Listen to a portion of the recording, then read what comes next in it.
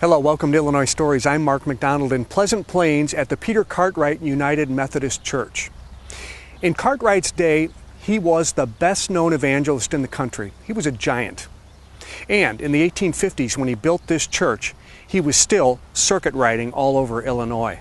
Well, the church still stands today, much as it did then. Many of the elements are the same, except now there's a fascinating museum on the back. Let's go inside. Well, in the sanctuary of the Peter Cartwright Church in Pleasant Plains, we have to be quiet. No, actually we don't, Jean, but you kind of feel like you should be quiet because it's a very sacred space. It is a sacred space. It also is, there's something about it that's calming. I feel better here. Mm-hmm. Mm-hmm. This was built by Cartwright, or by his people, in the 1850s.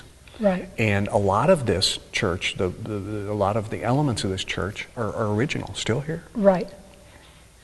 We have the windows are original as far as we know, as are the pulpit, the altar, and the lectern. Mm-hmm. Now, of course, lighting is new. Pews, we believe, are new, but they're not exactly new because they're patented in the 1910s and 1920s. Mm-hmm, mm-hmm. So they've been here a good long time. They've been here about 100 years. That qualifies as I guess that qualifies as old. That's a historic element. But we think we have a beautiful sanctuary, and we do have some modern things too to facilitate worship. Mm-hmm. We have piano and organ, mm-hmm. which they could possibly have had a piano, but they would not have had an organ. No. Well, there were pipe organs then, but they didn't have. There were no pipes here, so we know that there were wasn't never here. any pipes. Can we walk up front here a little bit? Now you're a former history teacher. Yes. And so when you moved here to this congregation, it sort of fell on you to be the historian, didn't it? I was handed the job because everybody else who had done it was tired. Yeah. And I'm good for another. And I've had a short rest in the time I've been here, so I'm ready for a while. Yeah. I've got some plans that will be a lot of fun. Mm-hmm. I would like to someday have a Cartwright family reunion. Well, you know, during this program, we're going to meet a couple of the descendants of Cartwright. Right. And they could, if they can help you locate enough of them. Cartwright was a big family. I mean, there were a lot of Cartwrights, weren't there? There would be many more than this building could hold. Well, he had, what, 11 children? Is it 9? 9, I think. Okay, well, we'll get into that. But certainly there are a lot of descendants. Now, just behind you, we're looking over your shoulder at the mentioned his pulpit. His pulpit, yes. Peter Cartwright would have preached at this pulpit that we're looking at every Sunday. Yes. That he was here. Mm-hmm. Remember, he was riding the circuit when he actually quit. Well, I don't know. Mm-hmm. But well, he lived to be an old man. He lived to be an old man. But building this church in the 1850s, he would have already ridden the circuit for dozens of years. Yes.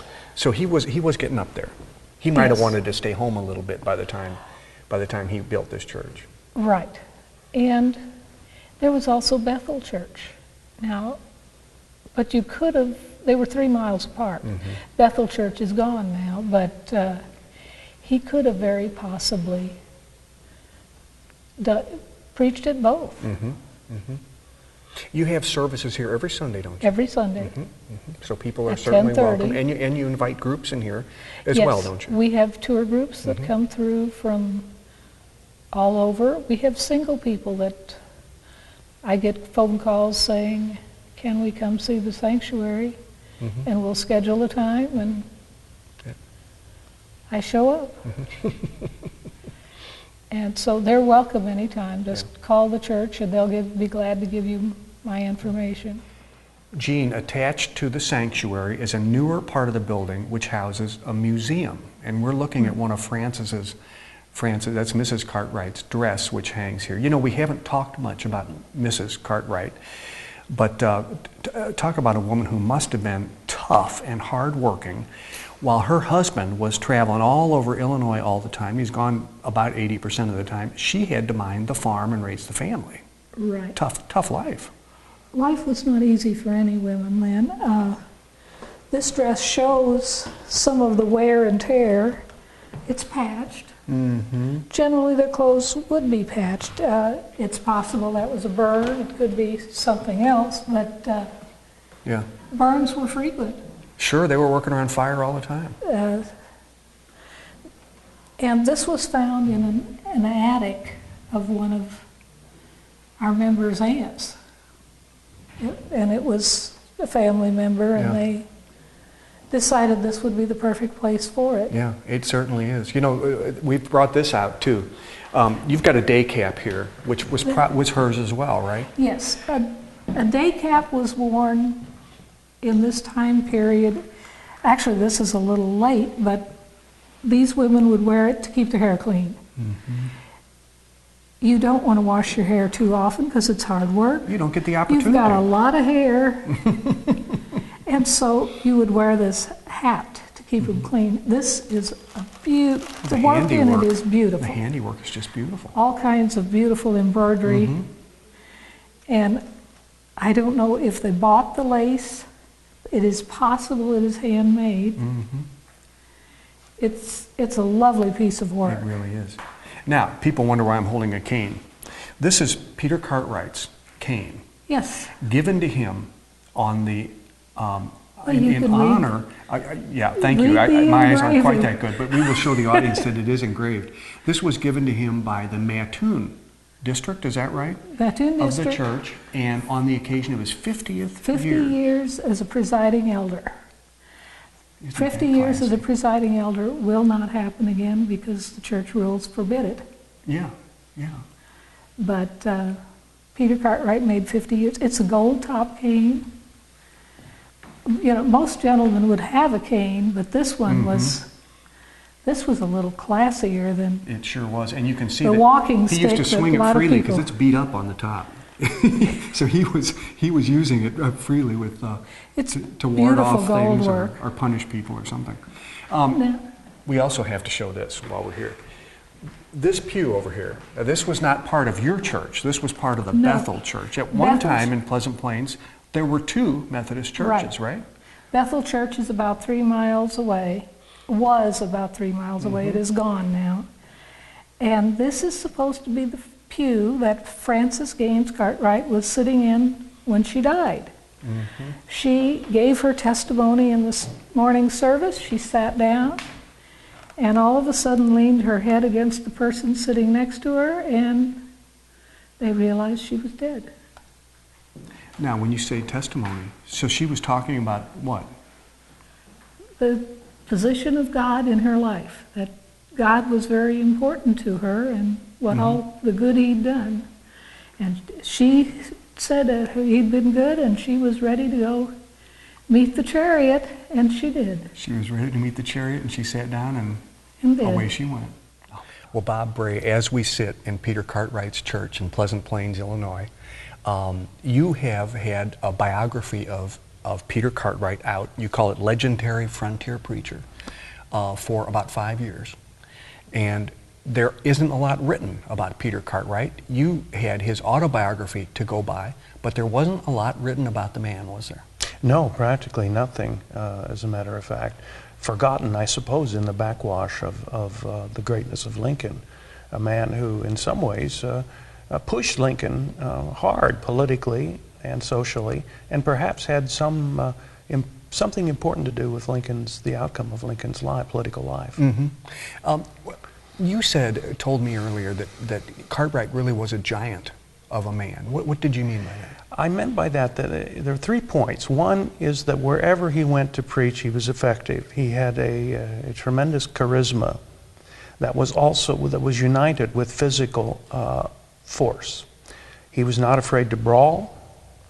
If rowdies attacked his camp meetings, he stepped down from the pulpit and waded in and was usually successful. According to him, he was always successful. So that's one thing. The effectiveness of his sermons did move people towards conversion, in an evangelical Christian way for the Methodist Episcopal Church.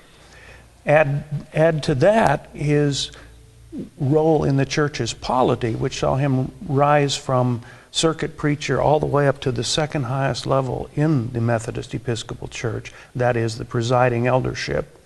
The bishopric he never quite achieved, and somehow I don't think he really wanted to. I think he thought he could be more effective because he could criticize the bishop as well as do the work of the presiding elder. And being a presiding elder and a person of such force, first in Kentucky and then in Illinois, he was every 4 years elected to the General Conference of the Methodist Episcopal Church as a delegate. He would then go to whatever metropolitan area, Baltimore, New York, Boston, and serve as pretty much the head of the Illinois delegation. It was in that role that he became a kind of nationally known Methodist. But how did he become a nationally known person? That had a lot to do with the autobiography of 1856, as you mentioned, which once it appeared, transcended the Methodist readership and became, as I said, a mild bestseller. And in that autobiography, there are numerous accounts of Western pioneer force that Cartwright exhibited. There's a famous story about his fighting Mike Fink, the great riverboatman, and beating him at Mike Fink's own game. Now, Cartwright thought it was legendary, and he didn't accept that this fight had ever happened, but the world didn't care. He then became the kind of pugnacious preacher that took his place alongside figures like Daniel Boone and Mike Fink, who've moved into legend. So those three things made him a mighty man. Now, one of the things that people had not known much about before your book was the relationship between Lincoln and Cartwright, because Cartwright never mentioned Lincoln in his autobiography. So you had to go ahead and do some homework on that. Yeah, there was a lot of homework, and it was a fascinating reconstruction of a forgotten history. Cartwright came to central Illinois in 1823. He picked out a farm out by Richland Creek near present-day Pleasant Plains, where we are. And he moved his family up in 1823-24 and immediately became important in the Illinois Conference of the Methodist Church. He also decided to get involved in state politics and ran in the late 1820s for the state legislature and was elected to a term. Now, Lincoln comes in via New Salem in 1831. And by 1832, after his service in the Black Hawk War, decides that he'll put his name in the hat for a representative as well. Now, parties are just starting to coalesce into the Jacksonian Democrats, and the Whigs. Not quite there yet, but you did run as one or the other. Lincoln was early and often a Whig. So they did come up against each other in the election of 1832. But we can't think here that they're both on the same stump slugging it out, because there were 8 candidates. 3 of whom got elected, 8 or 9 perhaps. So they didn't run exactly against each other, but it is true that Cartwright outpolled Lincoln, and Lincoln was not elected in 1832. And this would not be the last time that they would run against each other. Only the first time. Lincoln is elected to the legislature in 34. Cartwright does not run, but Lincoln and Cartwright quarrel publicly in the Prince over the nature of the new public schools that Illinois is going to be developing. Cartwright, being so strongly committed to Christianity, thought that there ought to be actually Christian teachers in the public schools, something that Lincoln repudiated forcefully in an article published anonymously in the Beardstown Chronicle, attacking Cartwright, and really even saying that his people are priest-ridden. It's one of the things that Lincoln says, and really ought to shove this guy aside because he's much too powerful and shouldn't be. And then finally, of course, the most famous time was when he ran against Abraham Lincoln for Congress in 1846. By this time, Cartwright is 61 years old and is, feeling his age a little bit. Lincoln's not a young man anymore himself, but he's much younger than Cartwright. And the highlight of that campaign was that Cartwright's handlers, as we would call them today, started a whispering campaign that Lincoln was what they called an infidel. In other words, an irreligious person. Cartwright always claimed that he didn't authorize this, but it got back to Lincoln, and so Lincoln published a broadside, a circular, replying to the charges of infidelity. He basically admitted that he wasn't a member of any Christian church, but insisted that he did not ever insult the Christian religion. Whether that had any effect, one doesn't know. He didn't need the effect because he soundly whipped Cartwright in that election. Loretta Scheller, just in a meeting room just off the museum, I found you going through some things. That's what archivists do. They go through things, right? Yes. They wear their archivist gloves and they go through stuff, old stuff usually. Yes, very old stuff. Well, you brought some stuff for us to look at today. You're the archivist for the Methodist Conference, right? And also at McMurray University or College in Jacksonville. You have sort of gotten into Peter Cartwright just because of the nature of what you do and where we live. Yeah. Pretty impressive man. Yeah. He had a lot to do, didn't he? I had never heard of Peter Cartwright until I became the conference archivist. So, yeah. And in this church, he's a giant, isn't he? Yeah. Well, he's pretty much a giant to all of the conference because he started a lot of congregations. Somebody said he started upwards of 50, maybe 80 churches in Illinois, which is just mind-boggling when you think about it. But what I asked you to bring some of this, and doggone it, you did. It's wonderful. This is particularly this piece right here. Now, I'm going to hold this up like this because these are saddlebags that Reverend Cartwright actually rode the circuit with. He would put this over his horse, and as you can see, these would hold certain items. What would they likely hold for a preacher? Well, he'd be carrying a hymnal, a little tiny hymnal that would have the words, no music, and he would have a small Bible, and he always carried the Book of Discipline with him. You can see this would lift like this, and then those items would be in here. And you and I were talking too, back then, there wasn't a church in every community. They were meeting in communities at people's homes. Right. So the preacher on the circuit wouldn't necessarily know where to go. Right, right. And usually when the conference assigned the ministers just once a year, they got a new appointment, and the previous minister probably would have left a note or told the next guy, you know, I don't know. So he's got a map, or he's got some kind of a book of schedule where he needs to go. Right, the preaching points. Yeah, because the conference journals only list the circuit names and not how many preaching points were on the circuit, so it's hard to tell. Now, I'm going to very carefully set these down, although, you know, these are really in good shape, the saddlebags here. And I'm going to show a photograph that you brought, and I guess they called it a photograph. Yeah, would you pick that up for us? It's an ambrotype, and I'm guessing it was taken a year before he died, because it's similar to the picture that's out in the museum. Now, ambrotype, some people may not be familiar with what that is. What's an ambrotype? An ambrotype, when you hold it this way, it's a positive, and a daguerreotype, when you hold it that way, it'll be a negative image. And this is one of the earlier photographs. It is not on paper. So it's pretty early. But, you know, they were still using that type probably in the 1870s, but it wasn't as popular because, you know, with the paper, you could take it with you and duplicate it quite a bit. Well, Gene, we showed this picture because this really demonstrates the prominence that Peter Cartwright had. He had a Liberty ship named after him. This was launched during World War II. In 1942. Liberty ships were what fed people during the war. They carried a lot of goods. A lot of cargo, and they named it they named SS Peter Cartwright. It was sold for scrap later, but it's kind of interesting that at one time he was prominent enough to have a Liberty ship named after him. And this, I asked you to bring this out because he was also a woodworker in his spare time when he had any. I don't know how he ever found time this was in the church, but he made it from trees on his farm near Pleasant Plains. It's very well done. The work is, as the wife of a woodworker, the work is very good. You know, huh? Now, speaking of wood here, we've got this plank. Now see this bark here, you've got this demonstrating that this came off the actual lumber that was used to build this church. At that time, they would have cut down trees, sawed them up, and used the lumber. Fascinating.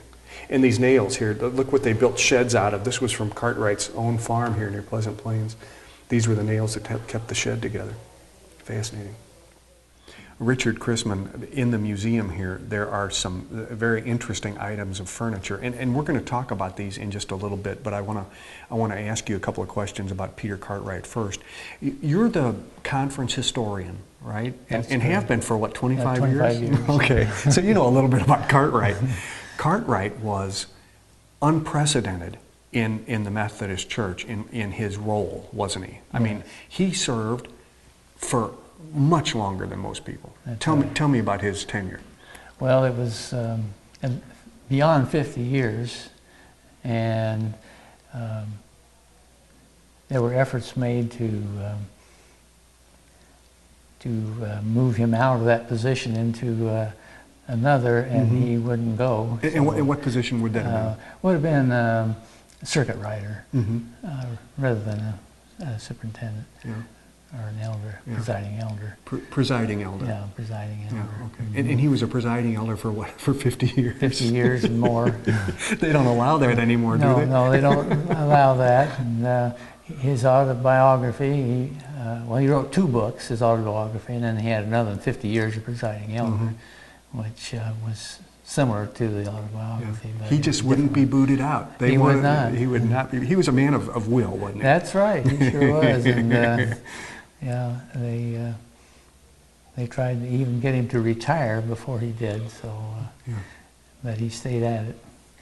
We started talking about these items of furniture, and I want to look at this green chair because you told me the story about the Jubilee in 1869 when they all got together to honor him. What's with this green chair? Well, at that occasion, it was held in Lincoln at the church there, and the ministers from all over the conference assembled for this recognition of him. And the Governor Oglesby, presented him with this chair. Wow. And it was at some point given to Illinois Wesleyan, and then it came over to the conference. And when we ran out of room there in Bloomington, we had all this furniture that was there brought down here to put in the museum. Yeah, makes a lot of sense. It's come back home in a way. Yeah. The red chair was in their home as well. Now, this ottoman, or a little bit, I'm not sure what stool, I guess, has been needlepoint, and there's a story behind that too. Well, it was made by his wife, but I don't know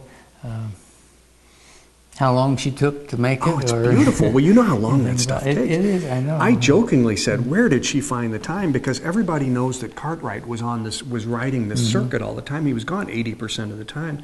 She was raising 9 kids and had a farm to take care of, and she's finding time to needlepoint. Overachievers. Yeah. Yeah, they were. She may have done it in later years. I don't know that part. After the kids were gone and he was back home, maybe he was driving her nuts and she just went to another room and needlepointed her. Yeah, it could be. Just outside of town, about a stone's throw from the church, people can find Peter Cartwright and Frances Cartwright's monument, their headstone. And Ann Tapscott, you are a great granddaughter of Peter Cartwright. And there's several of the descendants around, aren't there? There's about 4 of us that are close. What must it have been like growing up as a child or a member of Peter Cartwright's family? Well, he wasn't discussed much. My mother's mother, my grandmother, who was only 4 years old when he passed away, as my mother says, always said he wasn't very highly thought of because he would leave his 9 children and wife and go off on the circuit for maybe 8 or 9 months, and they would be left to tend the farm. And back then that wasn't really looked upon as being a very good thing for a husband to leave. But anyway, so it wasn't discussed. As a child, I just didn't really hear much about him. Grandpa till recently. wasn't discussed much because life was tougher without him, and I guess they felt neglected sometimes. Right. And they had to work hard to keep the farm going. Yeah. So, but he would bring stuff home with him that he would barter, so that was good. Well, Carol Young, you're also a great granddaughter Right. of Peter Cartwright. Right. And you and Ann are second cousins, I guess. You remember your dad telling you that he wasn't always buried here. That's right. When people would come to visit at the home, which was 150 years old that we lived in, he would tell people about Peter Cartwright. And being a young age, I didn't always listen. You didn't know what you were missing, right? Right. Yeah. But he would tell people that he could remember when they moved his body. Wherever he was buried first, I suppose they moved him out here. And he would tell that. Yeah. So it could have been buried either at the farm or maybe at a church cemetery or something like that? Could be. Could be. And then this Aunt Ola, who knew all the history, she always told how he would come home from a ride and he would have a cow or a pig come behind the horse. And I'm sure that was his payment for whatever he had done. For having provided evangelical services around the state, huh? Right. So he came... And you know, he was only like 17 or 18. When he started, right? Yes, yes. And before that, he... Helped feed the family. Yeah. Yes. And before that, of course, he gambled and he danced and, he had wicked ways. Is that right? But That's... then he converted, didn't he? Oh, yes. Yeah. He went to a camp meeting and listened and came away from there. Services are still held here every Sunday. If you want to arrange a tour, you can call ahead and they'll be glad to show you through the church and the museum. With another Illinois Story, I'm Mark McDonald in Pleasant Plains. Thanks for watching.